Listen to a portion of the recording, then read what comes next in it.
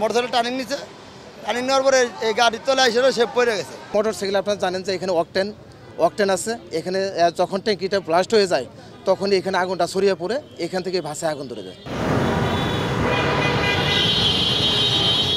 শনিবার বিকেল 4টা রাজধানীর উত্তরা মহাখালীর গুরুত্বপূর্ণ মহাসড়কের বনানী অংশে হঠাৎ করে বিকট শব্দে বিস্ফোরণে যাত্রীবাহী একটি বাসে আগুন লাগে।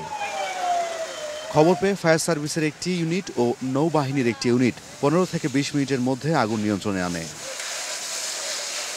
প্রত্যক্ষদর্শীরা জানান, বনানী আর্মি স্টেডিয়ামের সামনে একটি মোটরসাইকেল ইউটার্ন নেওয়ার সময় নিয়ন্ত্রণ হারিয়ে পড়ে গেলে উত্তর দিক থেকে আসা একটি যাত্রীবাহী বাস মোটরসাইকেলটিকে ধাক্কা দিয়ে সামনের দিকে টেনে নিয়ে গেলে বাসটিতে আগুন লেগে যায়। মোটরসাইকেল টার্নিং নিচ্ছে, টার্নিং নেওয়ার পরে এই গাড়ির তলায় এসে সে পড়ে গেছে। মোটরসাইকেল বামে ডাইনে চাপ দিব, উনি বামে চলে আসছে, বামে চেপে ওটা রানিং গাড়ি ছিল, বাসের জায়গায় টাচ খেয়ে গেছে। বাস ওভার স্পিড ছিল কিনা না, ওই কারণে গাড়িটা ওই মোটরসাইকেল যে ঘুরতে গেছে কন্ট্রোল করতে, ওই মোটরসাইকেলটা সহ আর কি শেষ টাইনে নিয়ে আসছে।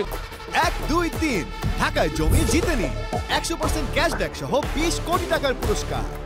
ফায়ার সার্ভিস বলছে, রাস্তার ঘর্ষণে মোটরসাইকেলটির টাঙ্কি বিস্ফোরণে বাসটিতে আগুন লাগে। মোটরসাইকেল আপনারা জানেন যে এখানে অকটেন আছে, এখানে যখন ট্যাঙ্কিটা ব্লাস্ট হয়ে যায় তখনই এখানে আগুনটা ছড়িয়ে পড়ে এখান থেকে ভাসে আগুন ধরে যায়। মোটরসাইকেলে থাকা 2 জন আরোহীকে কুর্মিটোলা হাসপাতালে ভর্তি করা হয়েছে।